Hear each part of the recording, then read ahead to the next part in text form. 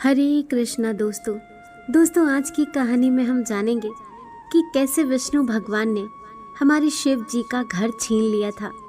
क्या आप बद्रीनाथ की कहानी जानते हैं? ये वो जगह है जहाँ शिव और पार्वती रहते थे।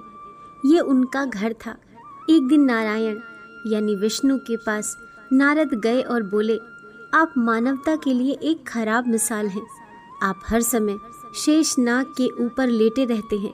आपकी पत्नी लक्ष्मी हमेशा आपकी सेवा में लगी रहती हैं और आपको लाड़ करती रहती हैं। इस ग्रह के अन्य प्राणियों के लिए आप अच्छी मिसाल नहीं बन पा रहे हैं। आपको सृष्टि के सभी जीवों के लिए कुछ अर्थपूर्ण कार्य करने चाहिए। इस आलोचना से बचने और साथ ही अपने उत्थान के लिए विष्णु तप और साधना करने के लिए सही स्थान की तलाश में नीचे हिमालय तक आ गए। वहाँ उन्हें मिला बद्रीनाथ, एक अच्छा सा छोटा सा घर जहाँ सब कुछ वैसा ही था जैसा उन्होंने सोचा था। साधना के लिए सबसे आदर्श जगह लगी उन्हें ये। वह उस घर के अंदर गए। घुसते ही पता चल गया यह तो शिव का निवास है और वे तो बड़े खतरनाक व्यक्ति हैं। अगर उन्हें गुस्सा आ गया तो वे आपका ही नहीं खुद का भी गला काट सकते हैं।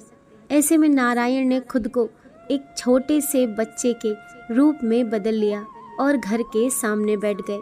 उस वक्त शिव और पार्वती बाहर कहीं टहलने गए थे।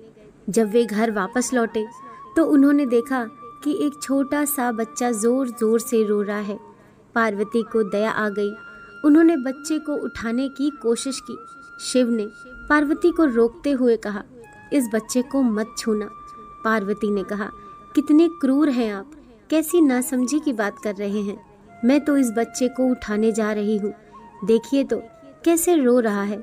शिव बोले, जो तुम देख रही हो उस पर भरोसा मत करो। मैं कह रहा हूँ ना, इस बच्चे को मत उठाओ।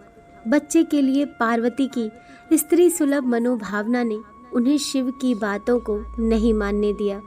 उन्होंने कहा, आप कुछ भी कहें, मुझे कोई फर्क नहीं पड़ता। मेरे अंदर की माँ बच्चे को इस तरह रोते नहीं देख सकती। मैं तो इस बच्चे को ज़रूर उठाऊंगी। और यह कहकर उन्होंने बच्चे को उठाकर अपनी गोद में ले लिया। बच्चा पार्वती की गोद में आराम से था और शिव की तरफ बहुत ही खुश होकर देख रहा था। शिव इसका नतीजा जानते थे, लेकिन करें तो क्या करें। इसीलिए उन्होंने कहा, ठीक है, चलो देखते हैं क्या होता है। पार्वती ने बच्चे को खिला पिला कर चुप किया और वहीं पर छोड़कर खुद शिव के साथ गर्म पानी से स्नान के लिए बाहर चली गई। वहाँ पर गर्म पानी के कुंड हैं। उसी कुंड पर स्नान के लिए शिव पार्वती चले गए। लौट कर आए तो देखा कि घर अंदर से बंद था। शिव तो जानते ही थे कि अब खेल शुरू हो गया है। पार्वती हैरान थी कि आखिर दरवाज़ा किसने बंद किया। शिव बोले, मैंने कहा था ना, इस बच्चे को मत उठाना। तुम बच्चे को घर के अंदर लाई और अब उसने अंदर से दरवाज़ा बंद कर लिया है। पार्वती ने कहा, अब हम क्या करें? शिव के पास दो विकल्प थे। एक, जो भी उनके सामने है उसे जलाकर भस्म कर दें, और दूसरा, वे वहाँ से चले जाएं और कोई और रास्ता ढूंढ लें। उन्होंने कहा, चलो कहीं और चलते हैं, क्योंकि ये तो तुम्हारा प्यारा बच्चा है, इसलिए मैं इसे छू भी नहीं सकता। मैं अब कुछ नहीं कर सकता, चलो कहीं और चलते हैं। इस तरह शिव और पार्वती को अवैध तरीके से वहाँ से निष्कासित कर दिया गया। वे दूसरी जगह तलाश करने के लिए पैदल ही निकल पड़े। दरअसल बद्रीनाथ और केदारनाथ के बीच एक चोटी से दूसरी चोटी के बीच सिर्फ 10 किलोमीटर की दूरी है। आखिर में वे केदार में बस गए और इस तरह शिव ने अपना खुद का घर खो दिया। आप ये सोच सकते हैं कि क्या वे इस बात को जानते थे?